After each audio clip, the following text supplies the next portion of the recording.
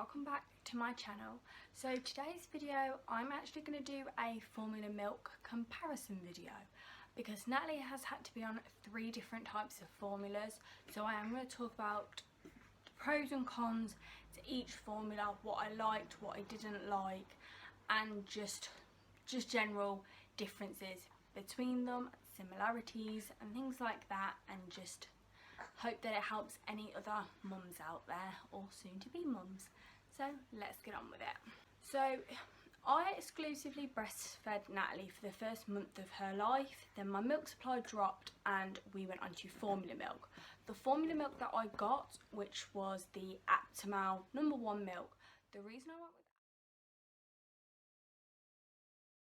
I went with Aptamil is because so many people had told me about Aptamil. It was so well known. It's probably the most popular formula milk brand out there. And my partner's sister, she'd used it with her little boy when she had him. So I just knew so much about Aptamil. So I just was like, okay, we'll just go with that one. And the pros of Aptamil were that it was very well known, it was very popular, you did get quite a lot in the tub, and the tub was very easy to get the scoops out because of the little lip it had in it, so that was a big pro for me. However, the problem with the Aptamil was the cons really massively weighed out the pros, so I wasn't too happy using Aptamil. The cons I found were that it didn't smell very nice, it was very frothy when you shook it to actually mix it. It just frothed up so much, so it didn't mix that well. I found that you'd get clumps of it stuck onto the bottle. It had a very thick consistency, which is why you had to really mix it, but then it would cause it to froth up even more.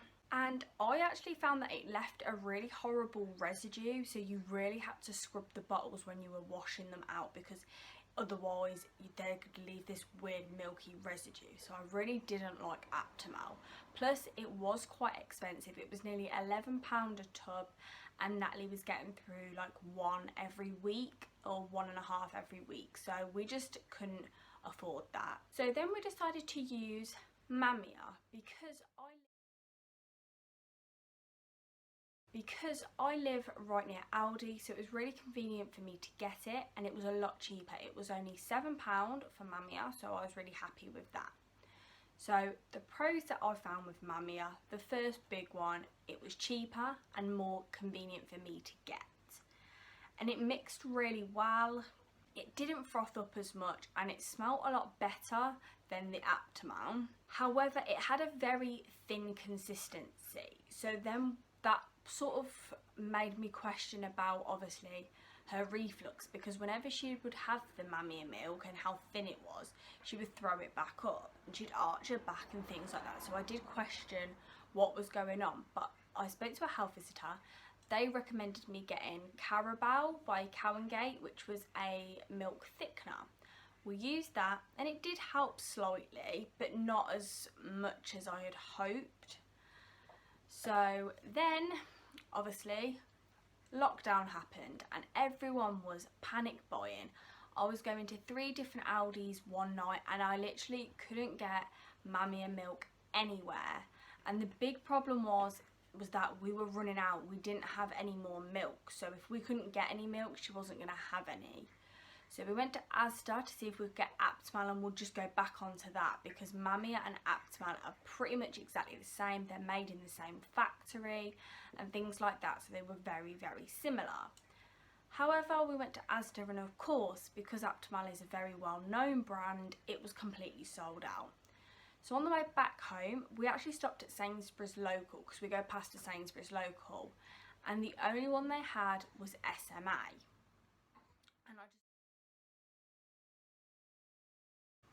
And I just thought, you know what, I'm just going to have to settle with it. I bought 4 tubs of it because at the time there was no limits of how much you could get, because obviously everyone was panic buying. So I bought 4 tubs of it, so I knew that would last me the month. And I know some people have said, oh well, what if it didn't agree with her? If it for whatever reason didn't agree with her, I would have happily given the SMA to somebody else who needed it. I wasn't just going to keep it. Obviously I would have given it to another mother who actually needed it if they were struggling to get milk for their baby as well. But luckily Natalie did agree with it, which was really, really good, because then we had enough to last her the month, and then we could gradually start getting more to keep us topped up. So the pros I found with the SMA was that it was a really good consistency. It wasn't too thick and it wasn't too thin, so that worked really well for Natalie. It mixed really well. It was an average price. It wasn't too cheap. It wasn't really expensive. It was just an average price, so we could still afford that. And it smelled quite nice as well. It didn't froth up as much either when you mixed it. It did froth up more than the Mamia, because this had, obviously the SMA was a little bit thicker than the Mamia, so it did froth up a little bit, but nowhere near as much as the Aptamil. And the main point was Natalie got on with this one the best. I think now that we've got her medicine for her acid reflux, and we've got a milk that agrees with her, which is a really good consistency, not too thick, not too thin, just perfect for her with her medication. She's not suffering with her acid reflux, nowhere near as bad. She's not being sick as much, and she's just generally a much happier baby. So that's all for this video. Just a really quick thing.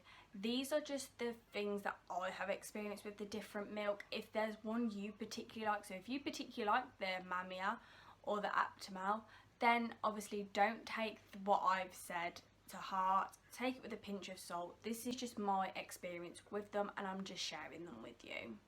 So I hope you like this video, and I will see you next time. Bye.